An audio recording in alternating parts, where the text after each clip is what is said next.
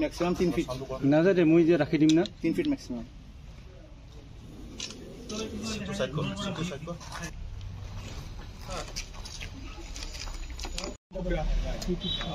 ये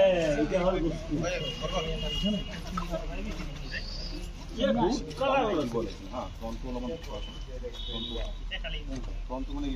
spot दिखाले spot बाबा माथा था जो तो सीन नहीं बने माथा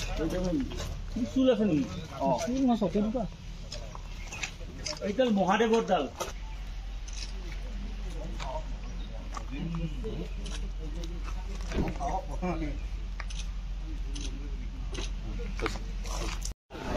পাইছে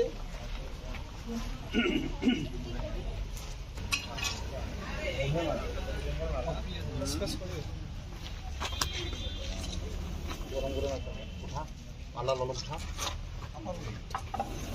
সাউন্ড লবি বিজু অলপ ওচৰত আনা কেমেৰাটো ওচৰত লৈ আনা সাউন্ড ল অলপ সাউন্ড ল ফস নকৰে মৰি আছে একবাৰ কি ফস কৰিব अरे भाई बोलो बोले तो रुको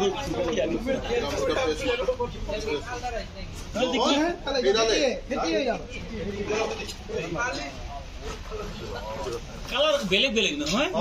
মুখ থাকলে সাম হয় এ পালা পালা হেড পছন্দ কলদান সাইডদান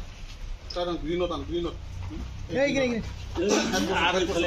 আজি ৰাতিপুৱাৰ ভাগত আমি এটা খবৰ পালো বিশেষ সূত্ৰৰ মতে যে লাংলা বাজাৰত মানে এটা নহয় মানে বহুত কেটা মানে এনেকা টিম আহি তাত হাফ খেলা দেখাই আছে আৰু আগতেও আমি তেনেকা কিছুদিন আগত গৰাইমাৰী তেনেকা পাইছিলো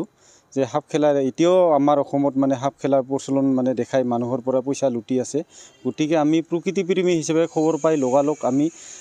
ফৰেষ্টৰ কাষ চাপো আৰু ফৰেষ্ট ডিপাৰ্টমেণ্টক লগত লৈ আমি হাফখিনি উদ্ধাৰ কৰিবৰ কাৰণে আমি সক্ষম হৈছোঁ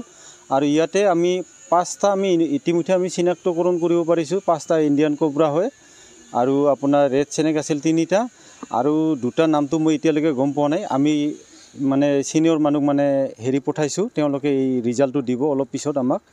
যে চিনাক্তকৰণ কৰি কি হাফ আছে এটো আমাক জনাব তেওঁলোকে আৰু এতিয়া আমি প্ৰকৃতি প্ৰেমী হিচাপে আমি হাফখিনি এতিয়া হাফখিনি আৰু লগতে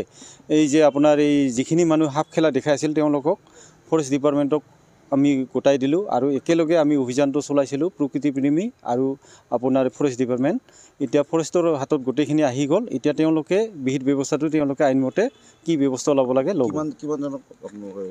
আমি এতিয়া মোটামুটি আমি 3 জনক আনিছো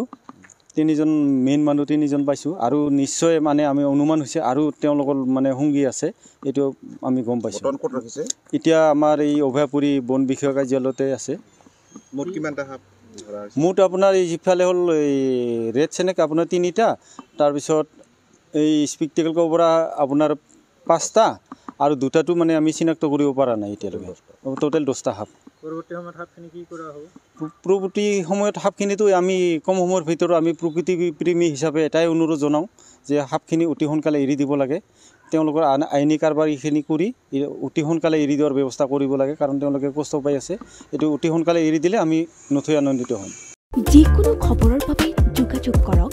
7099017330 অথবা 7099017390 নম্বৰত